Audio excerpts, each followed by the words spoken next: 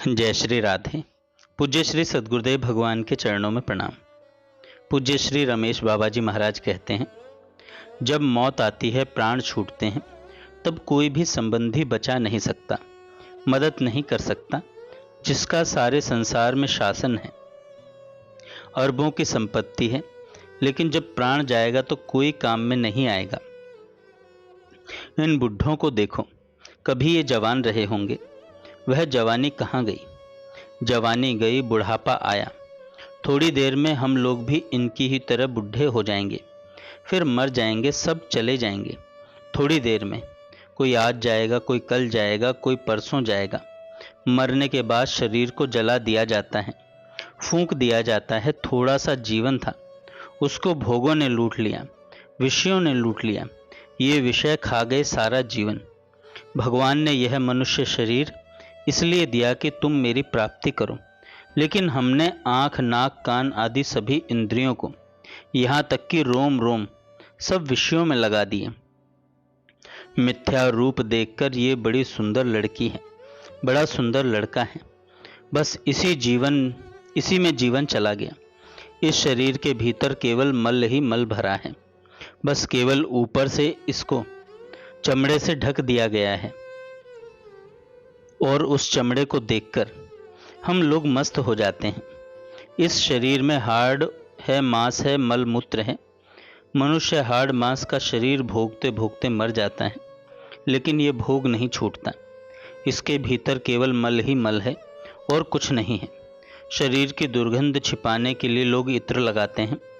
बाहर से कितनी भी खुशबू सूंघते रहो, परंतु नीचे से गंदी हवा ही निकलेगी। लेकिन फिर भी हम लोगों को वैराग्य नहीं होता। चाहे कितनी अच्छी खीर बनाओ, हलवा, पूड़ी, कचौड़ी बनाओ, खाने के बाद वह सब मल बन जाता है। यह जीभ मिली थी भगवान का नाम लेने के लिए, लेकिन हम लोगों ने इसे विषयों का स्वाद लेने में लगा दिया। इस नाक से भोगी भोग्या के शरीर को सूंघता है, पुरुष स्त्री के शरीर को और स्त्री पुरुष के शरीर को सूंघती है। इसलिए भागवत में लिखा है कि वह जीते जी मुर्दा है, जिसने भगवान के चरणों में अर्पित तुलसी दल को नहीं सूंघा। कान से मनुष्य जीवन भर विषयों के गीत सुनता है, उसी में जीवन चला जाता है। इन कानों को हमने सांप का बिल बना दिया। स्त्री पुरुष एक दूसरे से विषय वार्ता करते हैं, उनके कान सांप के बिल हैं। इसी तरह हमने प्रत्येक इंद्रियों को विषयों में लगा दिया। इस मन से जीवन भर भोग भोगे, इसलिए इसमें टट्टी पेशाब भरे हैं और हमें उन्हीं की याद आती है।